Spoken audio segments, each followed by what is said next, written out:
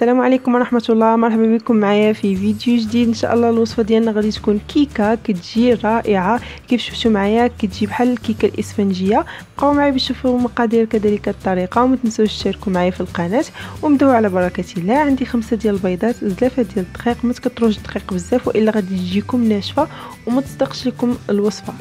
عندي هنا كاس ديال الزيت وكاس ديال السكر، كاس ديال دانون بنكهه الفاني، يمكن لكم تعوضوه بكاس ديال الحليب، وقشور ديال البرتقال، 3 الخمارات وفانيا.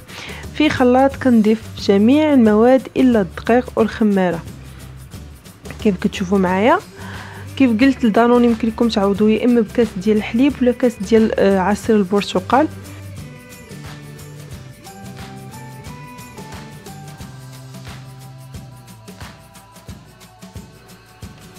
ونديرهم في خلاط ونخلطهم كيف كتشوفوا معايا حتى العناصر كلها تمازج مع بعضها كيف كتشوفوا معايا. من بعد غادي نحطو في اناء ونضيف عليه الدقيق بالتدريج.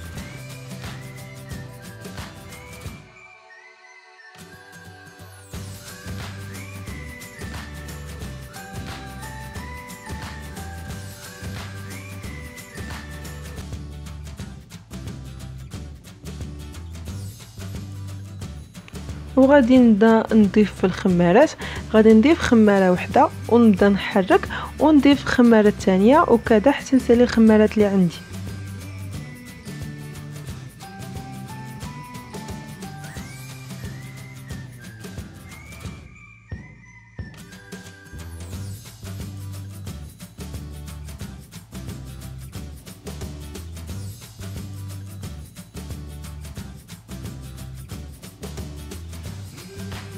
كيف كتشوفوا معايا هذه هي القوام ديال الكيكه ديالنا.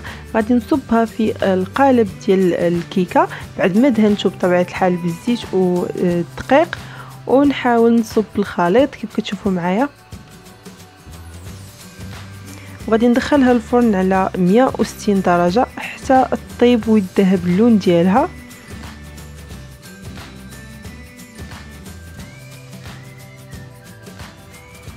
كيف كتشوفوا معايا من بعد ما طابت نخليوها ما نقلبوهاش دابا، نخليوها حتى تبرد. كيف كتشوفوا معايا انا درت الاسفل ديال الكيكه هو الوجه ديال الكيكه كيف كتشوفوا كيعطي شكل زوين.